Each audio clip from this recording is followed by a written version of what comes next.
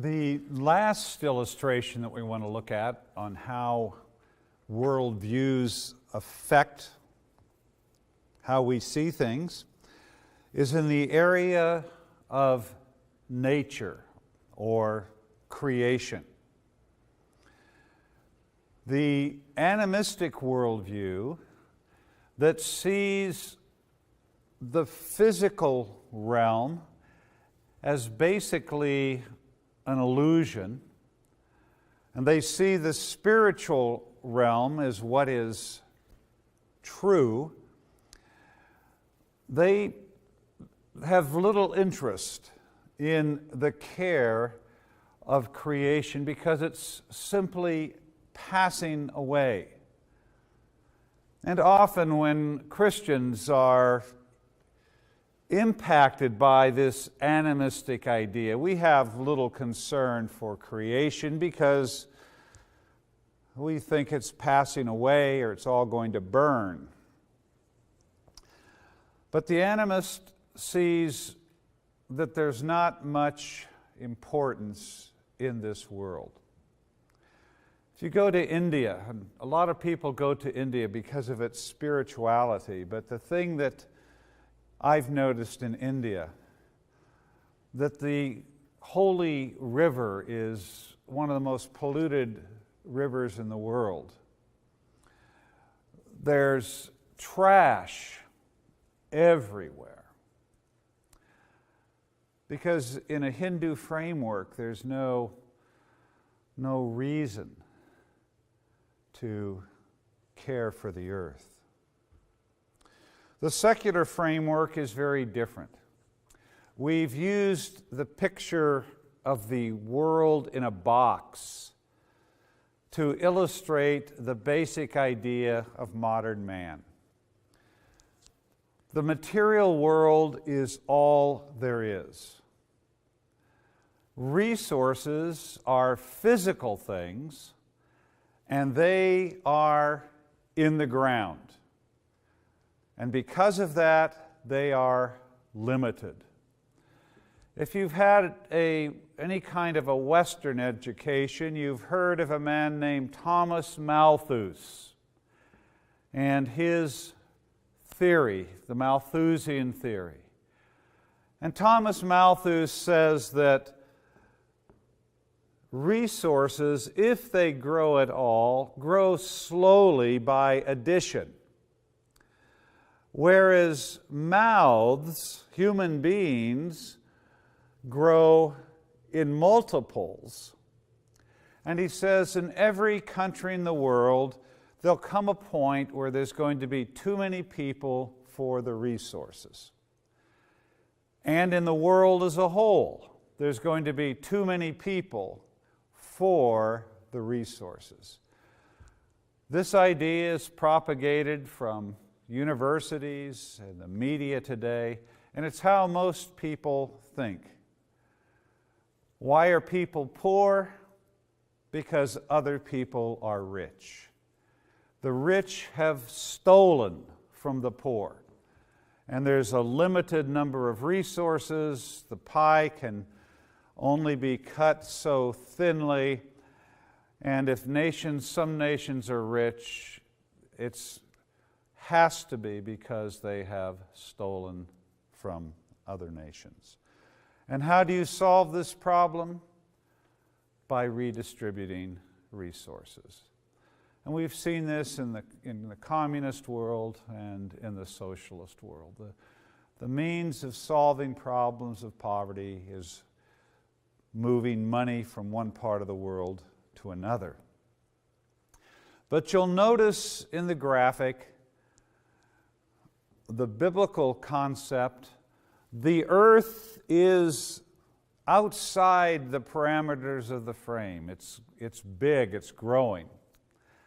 And this is to indicate that the biblical concept of the nature of creation, the nature of resources is very different than that of the secular world.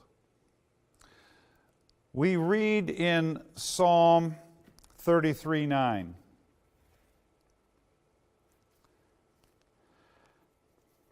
For he spoke, and it came to be. He commanded, and it stood firm. We saw in one of our previous sessions that God spoke the universe into existence. And now we're seeing this reaffirmed in the psalm. He spoke, and it came to be. Now turn to Hebrews chapter 11. Hebrews 11, verse 3. By faith we understand that the universe was formed at God's command, so that what is seen was not made out of what was visible. Here is the biblical principle. The invisible God produced the visible universe.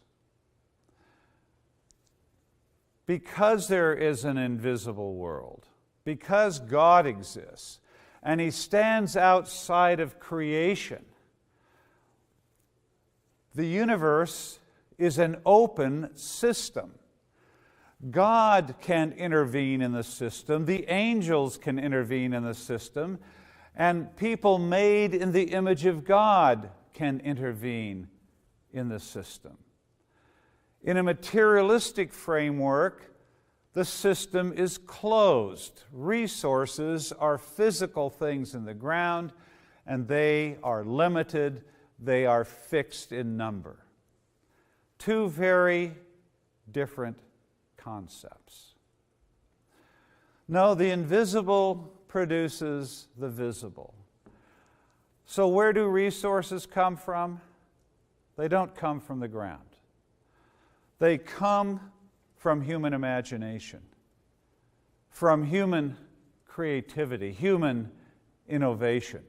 This is why in the graphic we have shown the world to be expanding, because resources are not limited. Resources can be grown. Now, this does not mean we do not have a responsibility to care for the resources that are in front of us. We do. We are made in the image of God. We're creatures in creation. We have a moral responsibility to care for creation. We cannot rape and pillage creation. But at the same time as we're to care for creation, we're to use our minds and take what God has given us and do something with it, make it productive. I remember years ago, my wife and I had the privilege of studying in Israel at the Institute for Holy Land Studies. And one weekend, every other weekend we'd go on a field trip, and on this one particular weekend we'd gone up into the northern part of Israel, and we were on a hill overlooking the valley of Megiddo. And our professor, Dr. Rainey, was lecturing about all the historic battles that had taken place in this valley. And while he was lecturing, my eyes were captivated by some trees, a forest actually, unlike any I'd seen before. I'd never seen a forest in the desert, so that was unusual. As I stared at this forest, I saw all the trees were planted in rows, and they were the same basic height. And I turned to Dr. Rainey and I said, Dr. Rainey, can you tell me about this forest? And he said, yes, the Jews planted it. And I thought, that's interesting. I thought only God planted forests. And now this man's telling me that a people planted this forest. And then he said something absolutely profound, that I did not know the significance of what he was saying until I went to Food for the Hungry years later.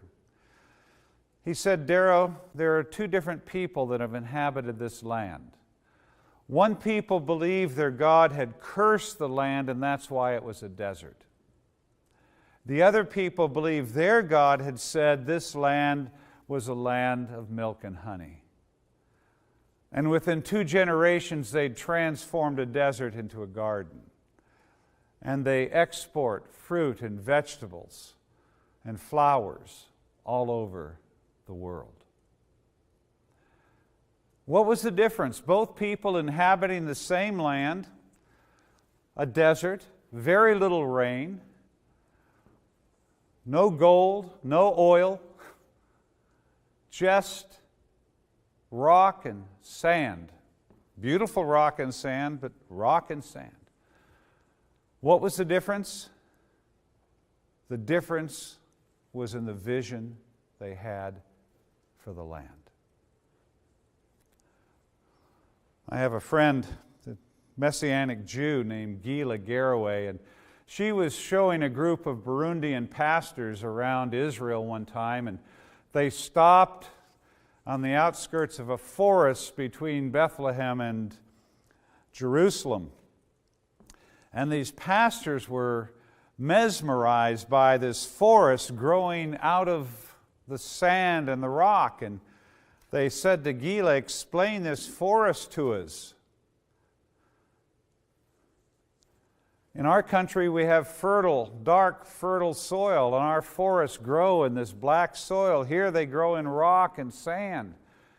And Gila said, God has given every people in the world a land. And when He comes back, He's going to ask each nation, what have you done with the land that I have given you? What is your vision for your land? And what, better yet, what is God's vision for your land?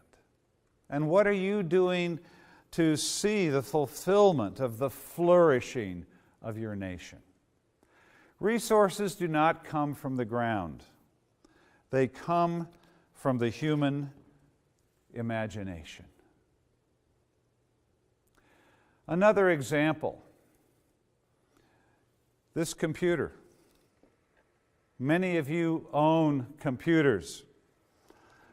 But what is at the heart of the computer? It's a chip.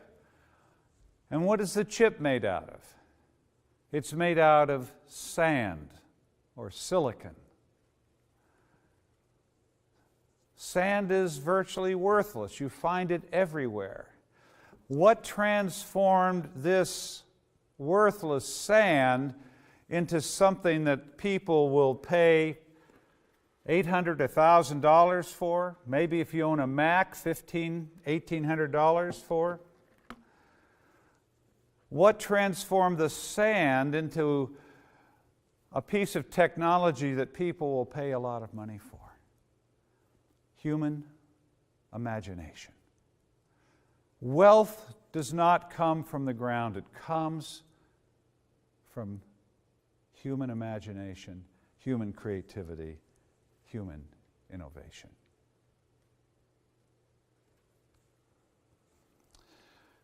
I'd like you to reflect for a while on how the Malthusian theory has impacted your thinking in relationship to your life and to your work.